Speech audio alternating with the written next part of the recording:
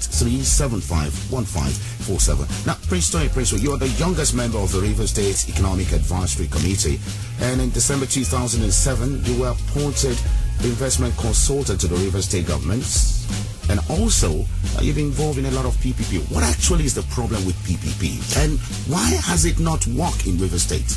Well, it's unfortunate, but I wouldn't say that it has not worked. There are examples where it has worked, but even where it has worked, I'm still not satisfied with how it has worked. I think it's probably naivety, really, on even my part. I'll accept responsibility, because when people make promises that they're going to do something, you are inclined to want to believe them. And when they make such promises, in the case of Rivers State, I can say that, especially at the beginning, Rivers State government always stood up when people say they're going to invest. Monorail was a PPP that didn't work, and the government ended up having to want to cough up the cash. They came up with their own part of the money. The other person did not come up with his own part of the money, and the government had already made the commitment, so they decided to see it through. There's a lot of criticism going on today, but to be fair to the government, it's something that they've been working, almost trying to recover from a negative position, and I think they're doing a very good job of it. There's still the jury is out on the monorail, but if you understand the history of it, like some of us does, you'll understand why we're in this position. Silverbird, it's another example of a PPP project. You can see a cinema there. It's there. I mean, the land was produced by the government. What was supposed to be put there is different from what we have seen there now. Now, if you speak to Ben Bruce, he will tell you that the market crash at the time, the financial turmoil, the banks going down, he has valid excuses. But the fact remains that there's a commitment to the people. That commitment was not met.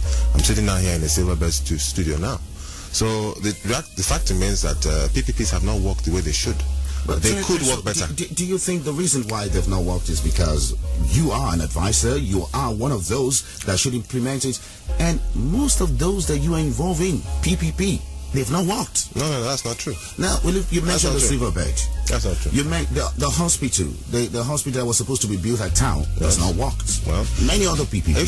Why is it that it has not worked in Rivers State? Let me answer your question. You're asking, they worked. No, that's not true. Even if you go to Lagos, you'll see that they had teething problems under the regime of Tinubu. You had a couple of PPP that did not quite work. You perfect it as you go on. And I think that what is happening here, especially in Rivers State, is that at the beginning, there were issues with PPPs. We have the emergency call center. The emergency call center was a PPP, it's working. And people see that service, they use that service, it's working. Silverbird has not quite worked the way it is supposed to work, but if you look carefully, you'll see that at least there is progress. The government did not spend any money putting Silverbird together. It was all private sector money that put Silverbird together. So what we have now is an example of some level of working. It's not as well as it should be. We have waste management where we brought people who are going to get involved. We have even the Mother and Children's Hospital where we brought people who should be involved.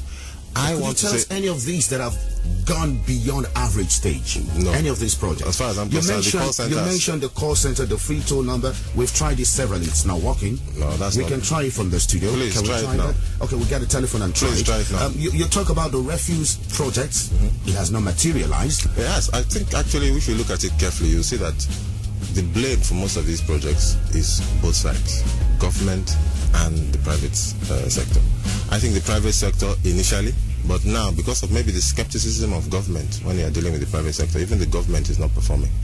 I think what you have to understand with these things is that it's much more complicated, and as you go into it and get a good sense of it. I remember when we were campaigning elections in 2007, I used to say that the kind of investment we can attract to this state will surpass the federal allocation, because I know there are people who want to invest in Nigeria. I mean, there are issues, there's no doubt about it, but even with the issues, there are people who understand that the risk of investing here is worth it.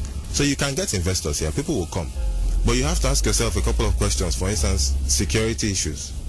To get somebody to invest in Abonima Wharf was a major challenge, but we were able to get it to happen. And when they invested in the height of the problem. So you can get investors to come, but government also needs to play a major part. Individuals also have to play a major part. It's not easy. We'll be taking some phone calls, but just before we take some phone call, I want to ask you this. If you were the governor of Rivers State, assuming that you were elected the governor in 2007 when you ran, would you have handled the PPP project differently? Well, of course. I mean, there's no doubt about it. But with anything, it's like I said, it's very individualistic. Government in Nigeria is very individualistic. Government reflects the governor. And until we can actually put in place institutions where come governor, come president, the system works.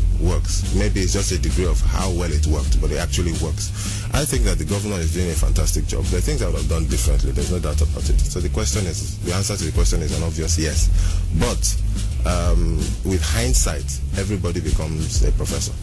You know, when you look back, you can say, oh, I could have done this differently, I could have done that differently. So I don't think we should look at this as any negative way at all. You're listening to Viewpoints, reaching you from Silverbirds Rhythm 93.7 Port Harcourt. We'll be taking some calls now. 080-9104-9043. 081-8